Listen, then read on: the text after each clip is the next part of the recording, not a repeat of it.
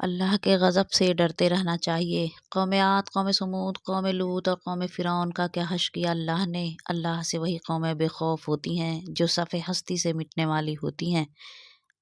آپ کا کردار ہی آپ کو قیمتی بناتا ہے۔ لوہے کی ایک بار کی قیمت 120 روپے ہے۔ اس سے اگر آپ گھوڑوں کے لیے نال بنا دیں تو اس کی قیمت 1000 روپے ہوگی۔ اس سے سوئیاں بنا دیں تو اس کی قیمت 3000 روپے ہوگی۔ اگر اس سے آپ گھڑیوں کے لیے بیلنس اسپرنگ بنا دیں تو اس کی قیمت 3 لاکھ روپے ہوگی۔ آپ نے اپنے آپ کو کیا بنایا ہے، یہ امر آپ کی قیمت طے کرتا ہے۔ مٹی کو بازار میں بیچے تو قیمت بہت کم ہوگی، لیکن اینٹیں بنا کر بیچے تو کچھ زیادہ قیمت ہوگی۔ اس مٹی سے برتن بنا کر بیچیں تو 10 گنا قیمت ہوگی۔ اگر مٹی کو خوبصورت مجسمہ بنا کر بیچے تو لاکھوں میں بکے گا۔ آپ کو خود کو دنیا میں کیا بنا کر پیش کرتے ہیں، ایک عام روایتی اور منفی سوچ سے بھرپور انسان، یا پھر ایک بہترین مثبت اور پرامن محبت پھیلانے والا فائدہ مند قیمتی ترین انسان؟ فیصلہ آپ کا۔ وَاعْبُدُوا اللَّهَ لَا تُشْرِكُوا بِهِ شَيْئًا وَبِالْوَالِدَيْنِ إِحْسَانًا وَبِذِي الْقُرْبَى وَالْيَتَامَى وَالْمَسَاكِينِ وَجَارِ ذِي الْقُرْبَى وَالْجَارِ الْجُنُبِ وَالصَّاحِبِ بِالْجَنبِ وَابْنِ السَّبِيلِ وَمَا مَلَكَتْ أَيْمَانُكُمْ إِنَّ اللَّهَ لَا يُحِبُّ مَنْ كَانَ مُخْتَالًا فَخُورًا۔ سورہ حشر کی آخری 3 آیات کی فضیلت۔ حضرت معقل بن یسار رضی اللہ عنہ سے مروی ہے کہ رسول اللہ صلی اللہ علیہ وسلم نے فرمایا، جو شخص صبح کے وقت 3 مرتبہ اعوذ باللہ السمیع العلیم من الشیطان الرجیم پڑھے اور اس کے بعد سورہ حشر کی درج ذیل آخری 3 آیات پڑھے تو اس کے ساتھ اللہ تعالیٰ 70,000 فرشتے مقرر کر دیتا ہے۔ وہ شام تک اس کے لیے دعا استغفار کرتے ہیں۔ اگر اس دن مر جائے تو شہید بن کر مرے گا، اور شام کو پڑھے اس کو بھی یہی مرتبہ حاصل ہوگا۔ سنن ترمذی۔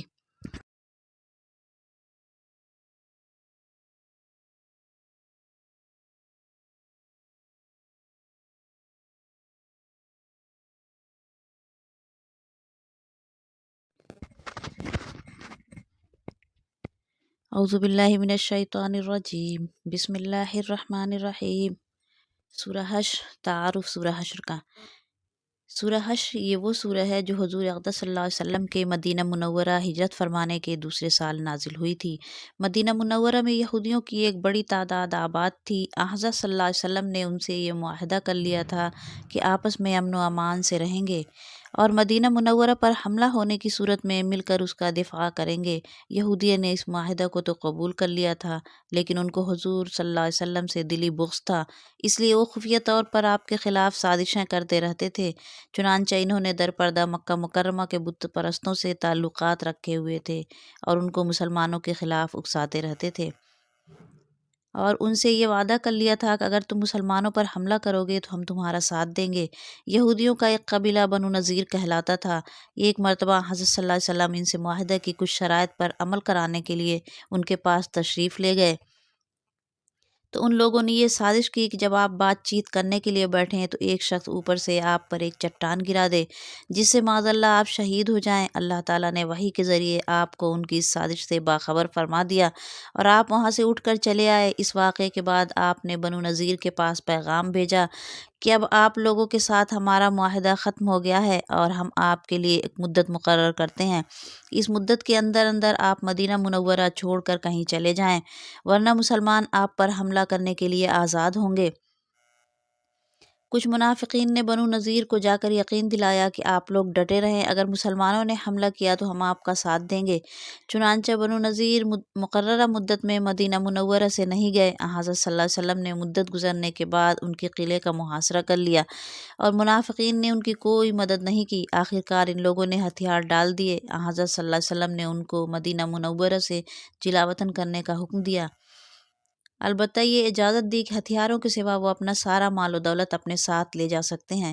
یہ سورہ اس واقعہ کے پس منظر میں نازل ہوئی اور اس میں اس واقعے پر تبصرہ بھی فرمایا گیا ہے اور اس سے متعلق بہت سی ہدایات بھی دی گئی ہیں۔ سورہ حشر کے لفظی معنی ہیں جمع کرنا۔ چونکہ اس سورہ کی آیت نمبر 2 میں یہ لفظ آیا ہے جن کی تشریح آیت نمبر 2 کے حاشیے میں آ رہی ہے، اس لیے اس سورہ کا نام سورہ حشر ہے، اور بعض صحابہ سے منقول ہے کہ وہ اسے سورہ بنی نذیر بھی کہا کرتے تھے۔